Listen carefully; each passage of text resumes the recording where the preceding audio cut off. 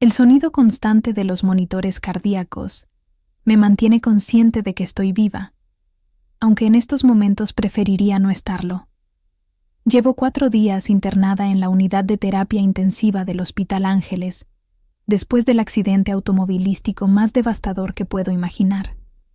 El mismo accidente que le costó la vida a Ricardo, mi esposo de 15 años, el amor de mi vida, el hombre que transformó mi existencia en algo hermoso y lleno de significado.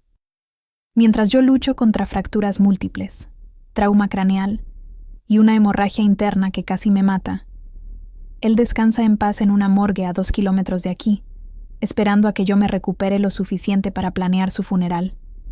Dale like, suscríbete y comenta el nombre de tu ciudad para más relatos reales como estos. La ironía cruel de mi situación es que mientras mi cuerpo se recupera lentamente de heridas que pudieron haberme matado, mi corazón está completamente destrozado por una pérdida que jamás va a sanar. Ricardo era más que mi esposo. Era mi mejor amigo, mi confidente, mi compañero en todos los sueños que construimos juntos durante 10 de matrimonio. Era el hombre que me enseñó lo que significaba ser amada incondicionalmente, respetada profundamente y valorada no por lo que podía dar, sino por quién era como persona. Ahora, conectada a máquinas que mantienen mi cuerpo funcionando mientras mi alma se desangra, tengo que enfrentar un futuro que no sé cómo navegar sin él. Cada vez que cierro los ojos, veo su rostro en los últimos segundos antes del impacto, cuando giró el volante desesperadamente, tratando de evitar que el tráiler que se saltó el alto nos golpeara de frente. Su último acto en esta vida fue intentar protegerme, sacrificando su propia seguridad para minimizar el impacto en mi lado del auto. Los médicos me han explicado repetidamente que soy extraordinariamente afortunada de estar viva. El doctor Hernández, el neurocirujano que operó mi traumatismo craneal, dice que fue un milagro que no tuviera daño cerebral permanente. La doctora Méndez, quien reparó mi bazo roto y mi hígado lacerado, insiste en que otro centímetro de diferencia en el impacto habría sido fatal. Pero lo que ninguno de ellos entiende es que parte de mí murió en ese accidente junto con Ricardo, y que estar afortunadamente viva no se siente como una bendición cuando la persona que hacía que la vida valiera la pena ya no está aquí para compartirla. Durante estos 4 días en terapia intensiva, he recibido visitas esporádicas de familiares y amigos que vienen a expresar condolencias y a verificar mi progreso médico. Mi hermano Alejandro ha sido constante en su apoyo, manejando todos los arreglos funerarios que yo no puedo hacer desde esta cama de hospital. Mis amigas más cercanas, Patricia y Carmen, se han turnado para estar conmigo durante las horas de visita, sosteniendo mi mano mientras lloro por Ricardo y tratando de darme ánimo para continuar con la recuperación física. Pero hay una persona cuya respuesta a esta tragedia me ha dejado más choqueada que el propio accidente. Mi madre, Esperanza Morales, una mujer de 68 años que durante toda mi vida adulta ha mantenido una relación compleja conmigo, marcada por expectativas financieras que siempre me han hecho sentir incómoda, pero que he tolerado por amor filial. Ricardo, que venía de una familia acomodada y había construido una empresa de construcción muy exitosa, siempre fue extremadamente generoso con mi familia. Desde que nos casamos, él insistió en pagar la renta del departamento donde vive mi madre, cubrir sus gastos médicos, regalarle un auto nuevo cada 3 años y darle una mensualidad generosa para sus gastos personales. Sofía, me decía, cuando amas a alguien, amas a toda su familia. Tu madre me dio a la mujer más maravillosa del mundo, y ese regalo merece ser reconocido.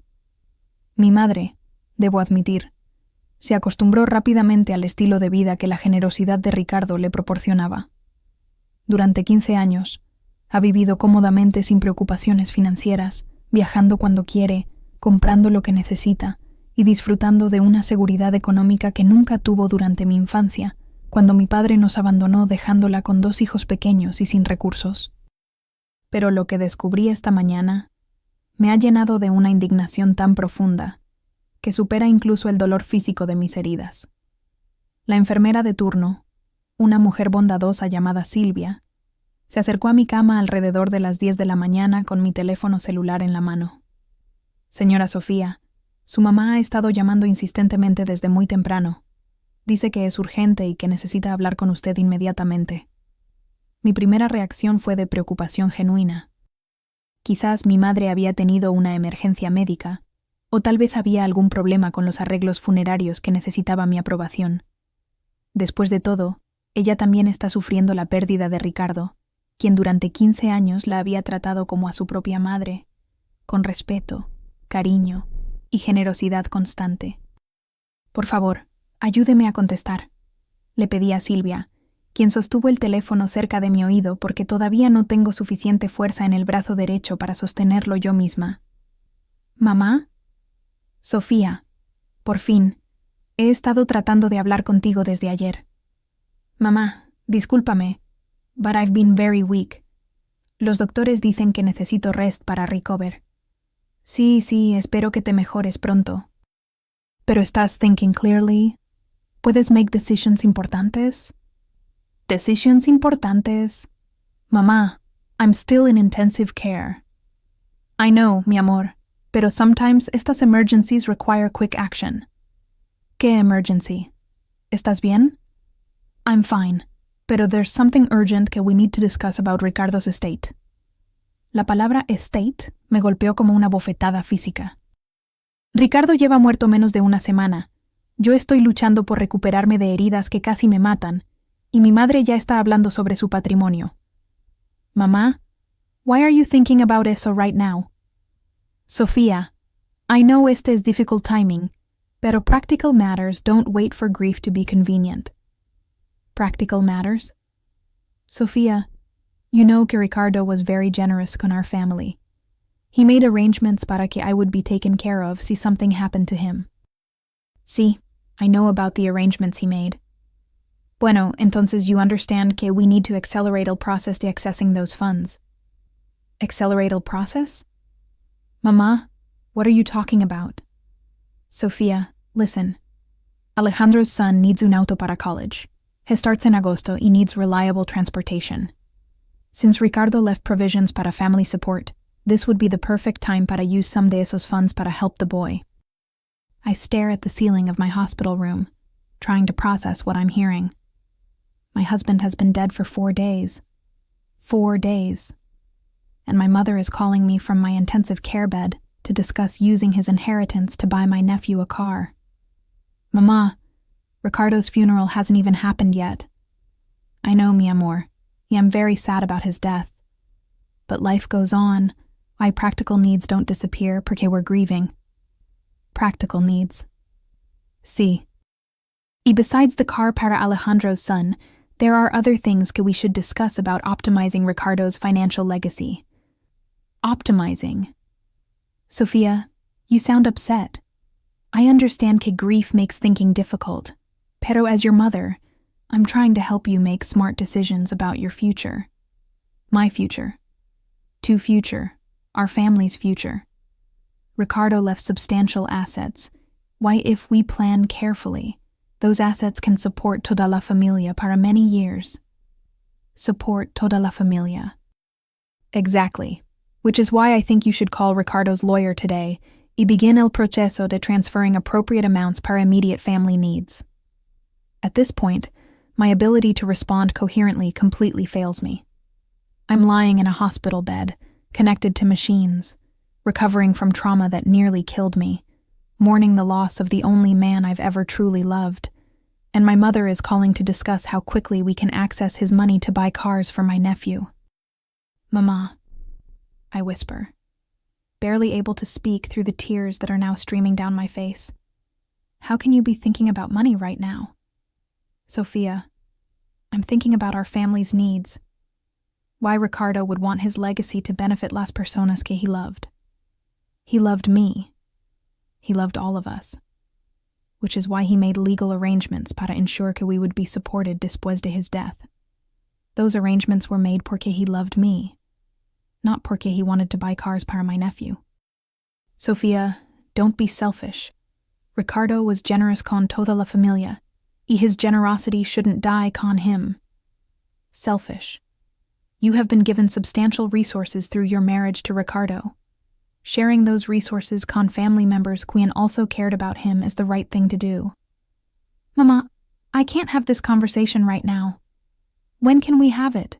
Because Alejandro's son needs to make decisions about transportation antes de que school starts. I don't know when. I don't know cuando I'll be capable to thinking about anything except missing Ricardo.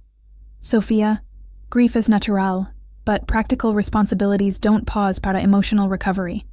Practical responsibilities. Call the lawyer today. Start the process.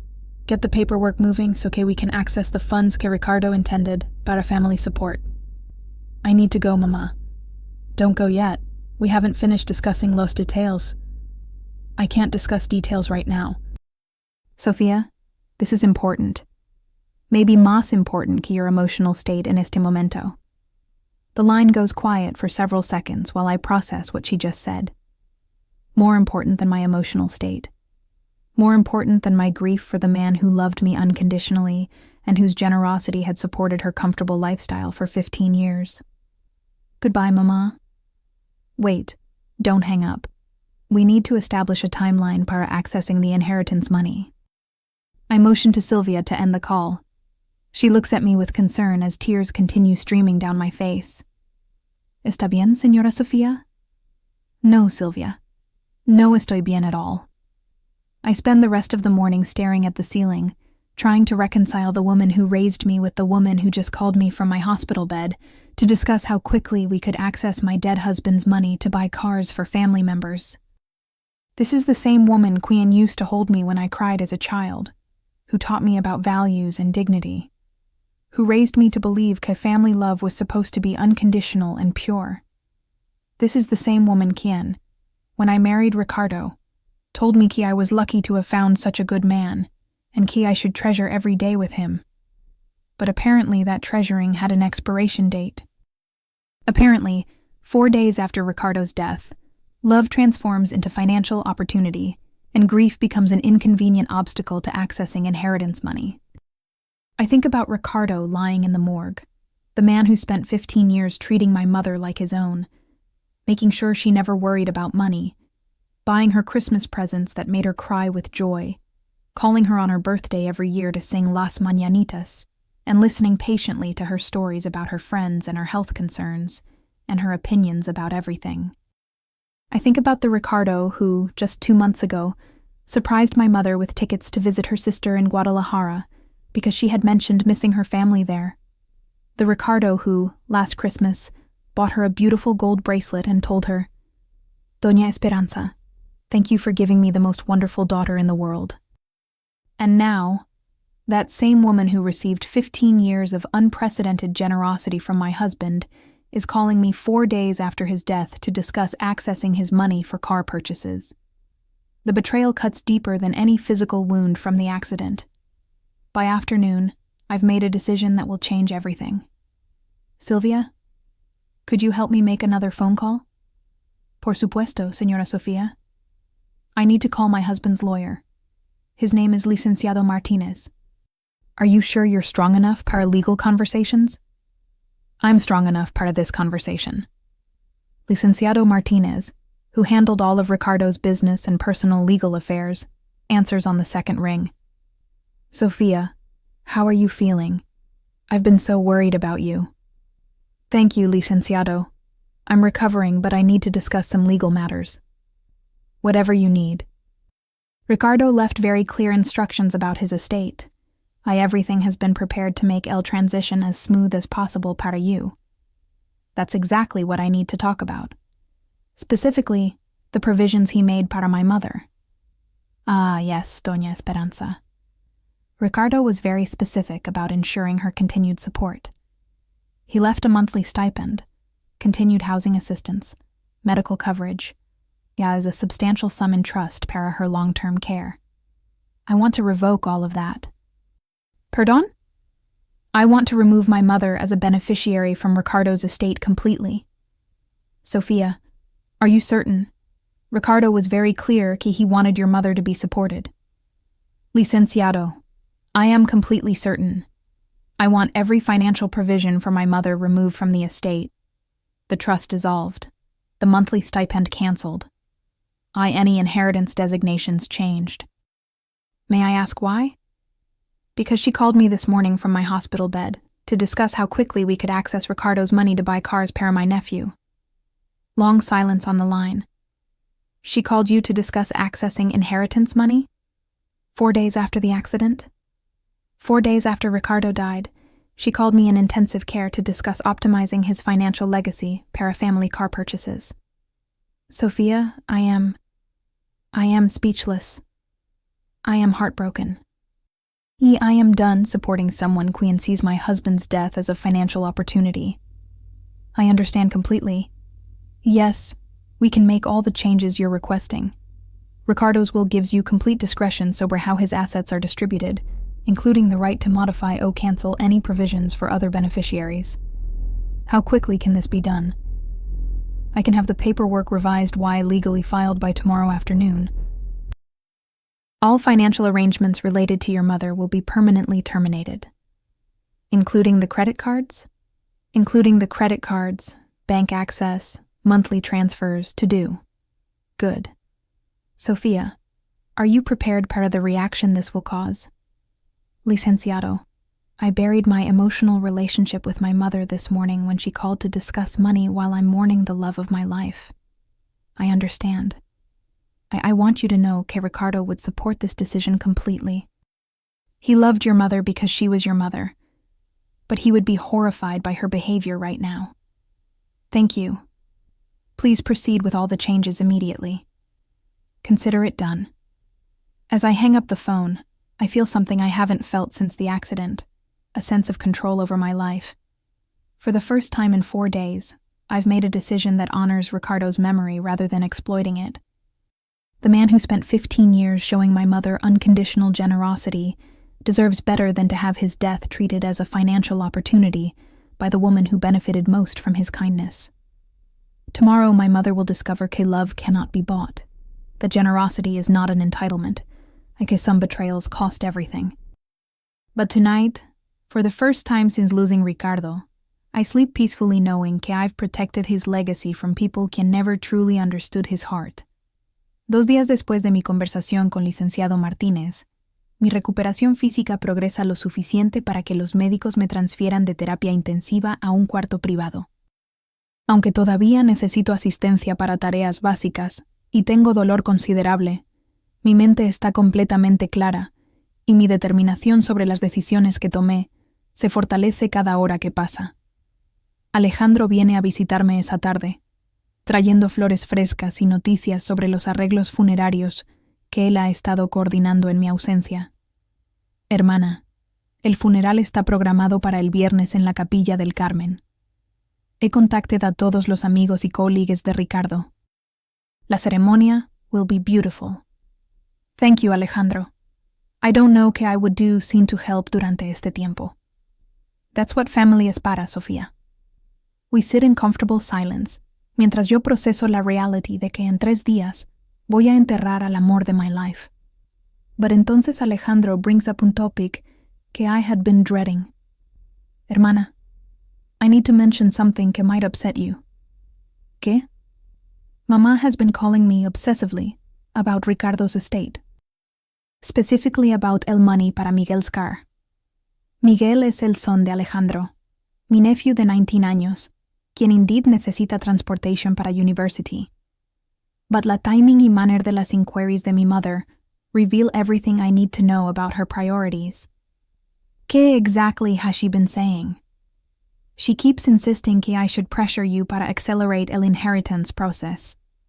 Says que Miguel's need para un auto es urgent, y que Ricardo would want family needs to take priority. ¿Y qué le dijiste? I told her que you're recovering from trauma y que financial matters can wait until you're stronger. ¿Y her response? She said que waiting is irresponsible porque practical needs don't pause para grief. There's that phrase again. Practical needs don't pause para grief. Apparently, my mother has found her justification para treating Ricardo's death como una financial opportunity, rather than como una tragedy que deserves respect y mourning. Alejandro, What do you think about her attitude? Honestly, hermana, I'm embarrassed. Ricardo was generous to our entire family para 15 years. Y mamá is acting como si his death is an business opportunity. So you don't support her pressure para the car money? Miguel can get on student loan like millions de otros college students. What mamá is doing is inappropriate y disrespectful. I'm relieved you see it that way. Sophia, what are you planning to do? I've already done it. ¿Qué do you mean? I removed mamá completely from Ricardo's estate. No more monthly support, no inheritance, no credit cards, nothing. Alejandro's eyes widen con surprise, pero entonces he nods slowly. When will she find out? Probably today or tomorrow, when she tries to use uno de las credit cards que Ricardo had given her. Are you prepared para her reaction? I'm prepared para whatever happens. Ricardo's generosity toward her was an expression to his love para me, not an obligation that survives his death. If she asks me to intervene, then you can tell her que some betrayals have permanent consequences. That evening, as I'm eating dinner y watching telenovelas para distract myself from grief, my phone rings. The caller ID shows my mother's number. I stare at Elle's screen, wondering si I should answer. Part de me is curious about how she's going to approach this conversation. Another part de me wants nothing more to do con una woman queen could call her grieving daughter in intensive care to discuss inheritance money. I decide to answer, but on speaker so que I can set Elle phone down if I need to end la call quickly. Hola, mamá. Sofia, thank God you answered. Tengo una emergency. ¿Qué happened? I went to Palacio de Hierro today para buy some groceries y clothes para Ricardo's funeral, y my credit card was declined. Oh.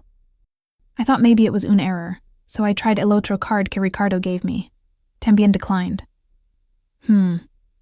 So I called El Bank, y they told me que both cards have been cancelled permanently. I see. Sofia, do you know anything about esto? Yes, mamá. I know about it. What happened? Why would the bank cancel my cards sin notice? The bank didn't cancel your cards, Mama. I did. Silence. You canceled my cards? I canceled the cards, removed you from Ricardo's bank accounts, terminated your monthly support. He eliminated all financial provisions que Ricardo had made para you. Sophia, why would you do such a thing? Because 48 hours after El accident que killed me husband, you called me in intensive care para discuss accessing his money para family car purchases.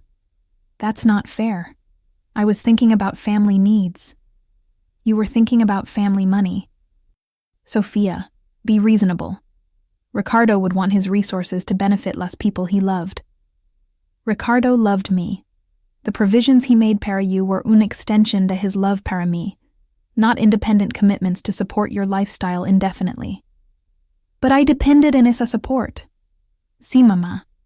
You depended en la generosity de un man whom you apparently saw as una ATM machine, rather than como a person deserving respect. That's not true. Mamá, you called me in my hospital bed, mourning my husband's death, to discuss how quickly we could access his money. How would you describe that behavior? I would describe it as practical planning para family welfare. I would describe it as exploitation de una grieving widow. Sophia, you're being cruel. No, Mama. You were cruel. I'm being protective de Ricardo's memory. What am I supposed to do now? How am I supposed to live sin el support que Ricardo promised? The same way millions de people live, with your own resources, your own planning. But I don't have sufficient resources. I depended on Ricardo's generosity. Why that dependence turned into entitlement so quickly you couldn't wait una week before demanding access to inheritance money. I wasn't demanding. I was discussing. Mama, you called your daughter in intensive care to discuss optimizing her dead husband's financial legacy. What would you call that? I would call it caring about family welfare during difficult times. I call it prioritizing money over mourning. Sophia, this is a mistake. You're angry, you're making decisions que you'll regret. The only thing I regret is not seeing your true priorities sooner. Think about what you're doing. Think about familia. I am thinking about family. I'm thinking about honoring el memory de un man quien treated you like family para 15 years and deserves better than having his death discussed como una business opportunity. Sofia, please reconsider. I need Isa's support. Mama, Ricardo needed respect. He needed his death to be mourned rather than monetized. You couldn't give him that basic dignity. But practical matters must be addressed. Practical matters. Yes, Mama, here's a practical matter. Cuando you treat someone's death como una financial opportunity, you lose all right to benefit from their generosity. This isn't over, Sofia. Yes, Mama, it is completely over. I hang up el phone and immediately feel incensed deliberation que surprises me with its intensity. For the first time since el accident, I've taken une action que honors Ricardo's memory, rather than accommodating other people's demands on it. My mother spent 15 years enjoying unprecedented financial security, thanks to my husband's generosity. Her first response to his death was to calculate how quickly she could access more money.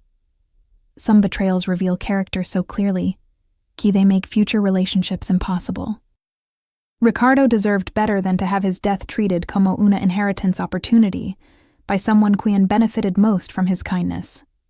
Why I deserve meager than maintaining relationships with people quien see my grief como an inconvenience to their financial planning. Mañana I bury a loved in my life. But tonight, I sleep peacefully, knowing I've protected his legacy from exploitation by people quien never truly appreciated what he gave them. Sometimes the most loving thing you can do para someone's memory is to ensure que it's honored rather than harvested. La mañana del funeral de Ricardo dawns gray y overcast, matching perfectly el mood que has settled over my heart. I've been discharged from el hospital against doctors' recommendations, but I insisted on being present para say goodbye to el man, quien transformed my life into something beautiful y meaningful. Alejandro helps me into el wheelchair que I'll need para get through el ceremony, y together we drive to la Capilla del Carmen, donde hundreds of people have gathered to honor Ricardo's memory. The sight of so many friends, colleagues y community members quien loved him brings tears to my eyes. These are people quien understood el keen de man he was, people quien will remember his generosity and kindness long after today. As I'm wheeled into La Chapelle, I notice my mother sitting in one de las back rows, dressed in black pero wearing an expression que seems more angry than sad. She makes eye contact con me briefly, pero I look away. Today is about honoring Ricardo, not about family drama or financial conflicts. El service es beautiful. Ricardo's colleagues from Ella Construction Company speak about his integrity y fairness como an employer. Friends share memories de his humor y loyalty. Our parish priest talks about his charitable work in la community, including the scholarship fund he established para underprivileged students y la donations he made annually to local orphanages. Listening to these testimonials, I'm reminded to how truly good Ricardo was, not just to me, not just to my family, but to everyone whose life he touched. He was un man quien used his success to lift others up rather than to accumulate possessions as status symbols. Durante el eulogy que I deliver from my wheelchair, I focus in sharing memories de our love story. How we met at una friend's wedding when I was 27, I convinced I would never find true love. How he courted me with such patience y respect que I knew he was different from any man I'd ever known. How he proposed during una sunset walk in Playa del Carmen with a ring que belonged to his grandmother. Ricardo taught me, I tell la congregation, que love isn't just about feelings. Es about actions. Es about showing up consistently para la people you care about. Es about being generous not just with money, but with time, attention, and emotional support. Es about building a life together, rather than just sharing uno. As I speak these words, my eyes drift toward my mother. I see her dabbing at tears. Part of me wonders if she's crying for Ricardo or for la financial security she's lost. But then I realize que her motivations don't matter anymore. What matters is honoring el memory de un man quien deserved better than having his death treated como un business opportunity. After el burial, As people gather para el reception at our home, I find myself surrounded by love y support que feels genuinely healing. Ricardo's business partners assure me that they'll handle all company matters until I'm ready to make decisions about my involvement. Friends offer help with everything from groceries to legal paperwork. Neighbors promise to check in me regularly. I help maintain la house y garden que Ricardo loved so much. But throughout todas estas conversations, I'm aware to my mother hovering at ella edges de groups, apparently trying to gauge whether anyone knows about our financial conflict. She approaches several people, clearly fishing para information about Ricardo's estate o my plans para el future. Finally, cerca el end de la reception, she approaches me directly. Sofia, we need to talk privately. Today is not el day para that conversation, Mama. When will be el day? You can't avoid discussing esto forever. I'm not avoiding anything. I've already said everything he needs to be said. You've made rash decisions durante una emotional time. That's understandable. But now you need to reconsider. I don't need to reconsider anything. Sofia, think about what Ricardo would want. Think about how generous he was, how much he cared about family. I am thinking about Ricardo. I'm thinking about protecting his memory from people quien see his death como una financial opportunity. That's not what I did. Mama, you called me in intensive care to discuss accessing his money. How would you describe that? I would describe it como caring about family needs durante difficult times. Y I would describe it como exploitation. Sofia, be practical. You have substantial resources now. Sharing them con family members quien also loved Ricardo as the right thing to do. The right thing para whom? Para everyone. Para Miguel quien needs transportation para college. Para mí, quien dedicated years to my life to supporting your marriage. Supporting my marriage. See, do you think it was easy being la mother-in-law to such unsuccessful man? Do you think I didn't make sacrifices para maintain una good relationship con him? The audacity to her statement leaves me speechless. She's claiming he being treated generously by my husband para 15 years was some kind of sacrifice on her part. Mama, what sacrifices did you make? I always had to be grateful. I always had to act appreciative. I couldn't just live my life naturally because I was dependent on his generosity. Y how terrible that must have been para you. Don't be sarcastic, Sofia. You don't understand la pressure to being constantly indebted to someone. Actually, Mama, I understand perfectly. The pressure was so terrible that you called me 4 days after his death to discuss accessing more money from him. I was thinking about familia. You were thinking about finances. Sofia, please. I'm asking you to reconsider. Think about forgiveness. Think about family bonds that are stronger than temporary disagreements. Temporary disagreements. This conflict doesn't have to be permanent. You can restore el financial arrangements. We can go back to el way things were before. Before what? Before you made decisions durante una emotional time que you'll regret when you think more clearly. Mama, let me think clearly right now.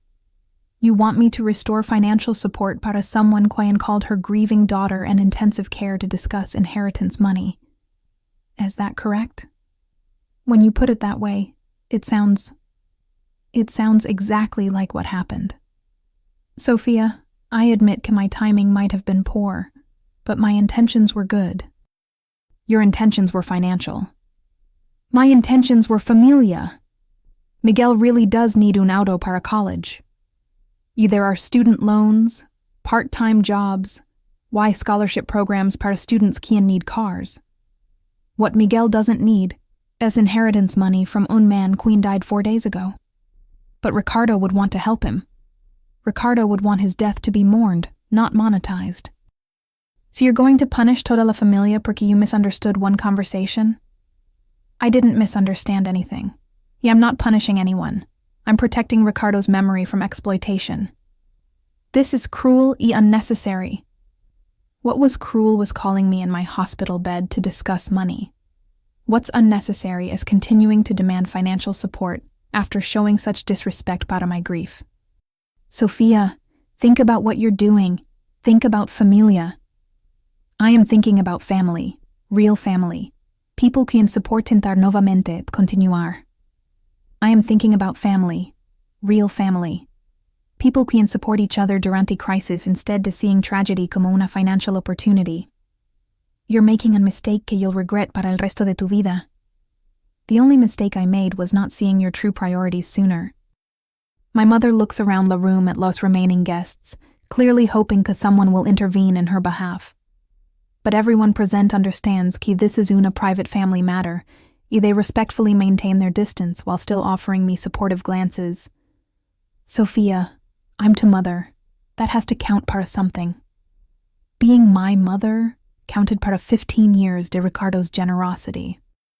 It counted para monthly support, credit cards, car payments, medical coverage, why countless gifts y kindnesses. What it doesn't count para is unconditional access to inheritance money after showing disrespect para my grief. I wasn't disrespectful. Mama, what would you call discussing inheritance money con una widow in intensive care 4 days after her husband's death? I would call it practical planning. Here I call it betrayal. Betrayal. How can you use such unstrong word? Because it's accurate. You betrayed my trust, Ricardo's memory, y any decent understanding to what family support should look like durante tragedy. Sofia, please, I'm begging you, reconsider Esta's decisions. Think about mercy. Think about forgiveness. I am thinking about mercy. I'm showing mercy to Ricardo's memory by protecting it from further exploitation. Y what about mercy para your mother? What about respect para your daughter's grief? We stare at each other across un divide, que I now realize has always existed, but was hidden behind financial arrangements, social politeness. For the first time, I see my mother clearly, not como la woman quien raised me, I loved me, but como someone quien views relationships primarily through the lens to financial benefit. Mama, I want you to leave now. What? This is Ricardo's memorial reception. Everyone here loved him and respected him. Your presence is inappropriate porque you've demonstrated que you see his death como una business opportunity rather than como una loss to be mourned. Sofia, you can't throw me out to my own son-in-law's funeral reception. He's not your son-in-law anymore. He's dead. You forfeited any right to grieve him publicly by treating his death como una financial planning session. This is unconscionable. What's unconscionable is everything you've done since Tuesday morning when you called me in intensive care. I will not be thrown out de este house. Mama, this is my house now. You will leave, or I will ask Alejandro y Ricardo's friends to escort you out. She looks around the room again, realizing que no one is going to support her position. The dozen or so people still present have clearly heard enough de our conversation to understand que she violated some fundamental boundary to decency, even if they don't know todos los details. This isn't over, Sofia. Yes, Mama, it is completely over. She gathers her purse and walks toward la door, but pauses para deliver one final threat. You'll regret this decision cuando you're old y alone con no one to care para you. I'll regret nothing about protecting Ricardo's memory from exploitation. After she leaves, El room feels lighter despite the grief que still weighs in all of us. Several friends approach to offer additional support. It's clear que they understand I made una difficult but necessary decision. Sofia, says Dr. E. Garcia, one de Ricardo's closest friends. You handled that situation con more grace than she deserved. Thank you. Ricardo would be proud de how you're protecting his memory. That evening, after todos los guests have gone home, y I'm alone in la house que Ricardo y I shared para 15 years. I sit in his favorite chair y reflect in everything que has happened since el accident. In una week, I've lost a love in my life. I discovered que my mother's love para mí was conditional in financial benefit.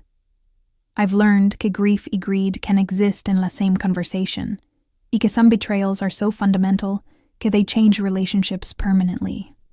But I've also learned que I have el strength to protect what matters, even when protecting it cost me family relationships. I've discovered que honoring someone's memory sometimes requires making decisions que disappoint people qui claim to love you. Most importantly, I've realized que Ricardo's true legacy isn't el money he left me. It's the example he set to how to love generously without expecting exploitation in return. 6 months later, I receive una letter from my mother. She's moved to Guadalajara to live con her sister. She writes to tell me que she's struggling financially without Ricardo's support.